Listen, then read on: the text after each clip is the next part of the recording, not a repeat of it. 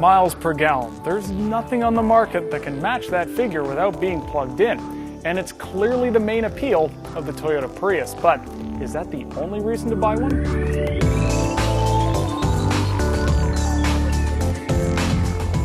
The answer is no. Beyond its commendable fuel economy that we've confirmed in several tests, the Prius boasts a highly functional cabin.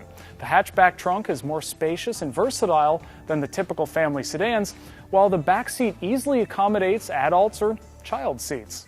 It also has strong crash scores with 4 out of 5 stars from the government and a top Safety Pick Plus rating from the IIHS. A standard rear-view camera and available forward collision and lane departure warning systems can help you avoid accidents and damaged bumpers. The cabin can also be equipped with a competitive amount of equipment, and its standard touchscreen interface is easy to use. However, that is where the accolades stop. The Prius does many of those basics right, but then it also is just a little too basic. The cabin is very noisy with lots of road noise, and its engine loudly drones when you merge onto the highway. The ride can be pillow soft on smooth pavement, but big bumps that would be soaked up by other cars send jarring impacts into the Prius. In both cases, it feels like a less substantial and occasionally brittle car.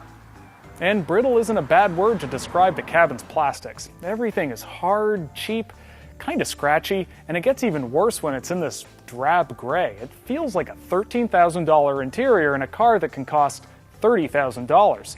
Plus, the telescoping steering wheel also doesn't come out far enough and can make for an awkward and uncomfortable driving position.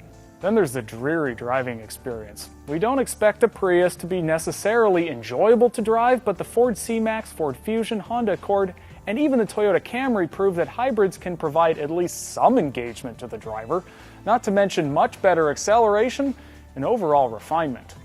Now, you may point out that those competitors can't match the Prius's 50 miles per gallon combined.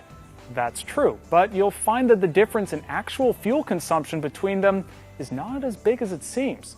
There may be a 10 miles per gallon difference between the Prius and C-Max, for instance, but that equates to an estimated annual fuel cost difference of only $250. The Accord and Fusion are even less.